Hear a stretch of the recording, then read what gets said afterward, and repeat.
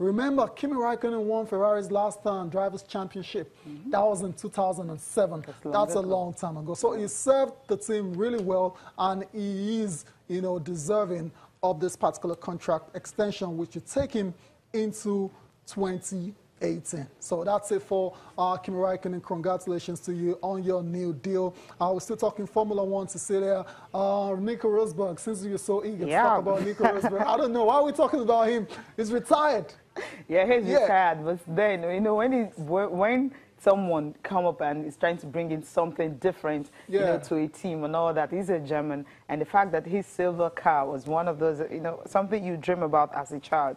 You dreamt about it all time, and it finally coming to an end, having your own silver arrow car, you know, being lined alongside the great guys in Formula One. You know, it seemed that when he joined the Mercedes, was a very young kid, you know, go-karting and all that. Then from there, he became the main driver and ended up winning the Formula One title, the World Championship title, and then it's sad to say, okay, that's it. But then, why we're talking about him this morning, simply because of what he's achieved, the fact that he was able to dream about it, go ahead with the dream, and finally actualize the dream. And then run away.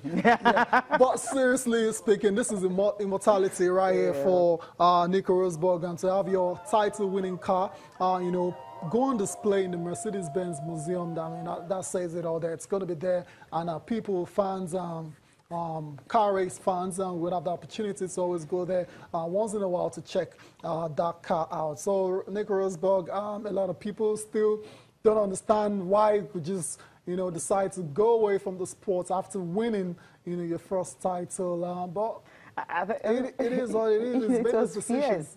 The competition was fierce all through from the beginning of the season till the final one. Lewis Hamilton isn't the loser. So when you have to contest with someone like that, so you know, it can wear you out, right? That's it. So he just felt enough is enough.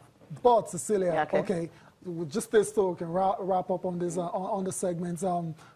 Would you say Nico Rosberg will go down as a Formula One legend? No way. No. Okay, we'll listen to. He's got some reaction notes to that. So listen to him now. Okay.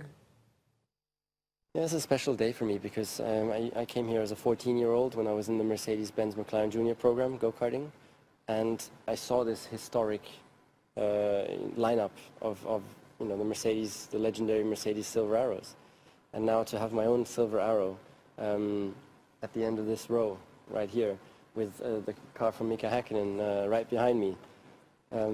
Unbelievable, indescribable, you know, so it's a very special experience. Yeah, it's really special, you know. You dreamt about it, you achieved it, but then, okay, you're a legend? I don't think so, but you're just a lucky guy. He's not a lucky guy, no, come on. He's a great driver. I mean, to win a championship in your career, not easy, you know. It's massive. So just the one. We'll give him that. Great driver, good, not a legend. Okay, good, not a legend. Let's move on to the big fight of the, I was going to say of the century, but I won't go as far as saying that. Let's talk about the money fight between Floyd Mayweather Jr. and Conor McGregor. Cecilia, it's fight week. We're just 4 days away from that fight now. And just yesterday, they started making the media appearances. And everything we expected, we saw yesterday. It was a chaotic scenes. It was filled with razzmatazz, a lot of glitz and glamour. You know, these two guys right now, they're the talk of the town. And if you want to consider the fact that that's Floyd Mayweather coming in there, if you want to talk about the fact that there's another big fight coming up in September, that's between Gennady Golovkin and Saul Canelo Alves. We're not talking of that fight. No, that's September, but this one is just this weekend. But this is the build-up to it. No one is talking about that fight because of the two guys. After this is over, we'll switch. Now, so we just want to talk about this, making an appearance in Las Vegas at T-Mobile. And, well, it's just, I mean, it is always going to be on Sunday. We just can't wait for it to be over. But they have hundreds of fans, all of them coming out. You know, as you said, chaotic scene there. But the thing is, the grand arrival of Miss Marshall talking about Conor McGregor was what was really amazing. You know, he just have this way of coming in and ensuring that all the focus is actually in him. Brush talker. But then he's still thinking he can actually get Floyd Mayweather down in the first round. Incredible stuff, right? Because it's gone from saying Floyd Mayweather is not going to 6 rounds, it said it's not going to stand. Lowered it to 2 rounds. Yeah, but now it's saying 1 round. And I'm like, what is it talking about? Like, seriously, you're a novice basically doing in your first boxing fight, and you're saying you're going to knock out arguably the greatest of all time, 49-0, perfect record, Floyd Mayweather Jr. in the first round. Yeah. I think, yeah, I know he's not just talking about. He said he's going to be unconscious. Yeah, he's had a reputation of, you know, coming up with his predictions. That's in the UFC, and it does it. He's gotten it right a lot of the times. But this is not the UFC. This is not the octagon. This is boxing, and this Mayweather has arguably the best defense in the history of boxing. I love the way. So I don't understand. Arguably.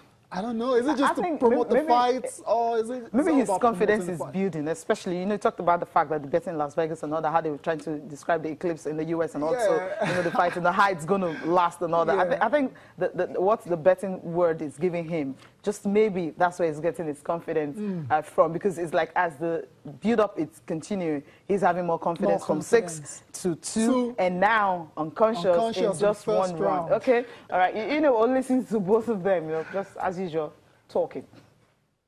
You know, without you guys, I wouldn't be where I'm at. So I really want to say thank you to the fans, because we owe the fans an exciting fight, and I think, you know, I'm happy that it's number 50th. But, you know, it's a great matchup, you know, and I'm happy for the fans. Now I've been fighting my whole life, so it's just another day for me. Another day, another fight. I've already whooped one of the faces of boxing. I'm going to whoop another August 26th. I believe he'll be unconscious inside 1 round.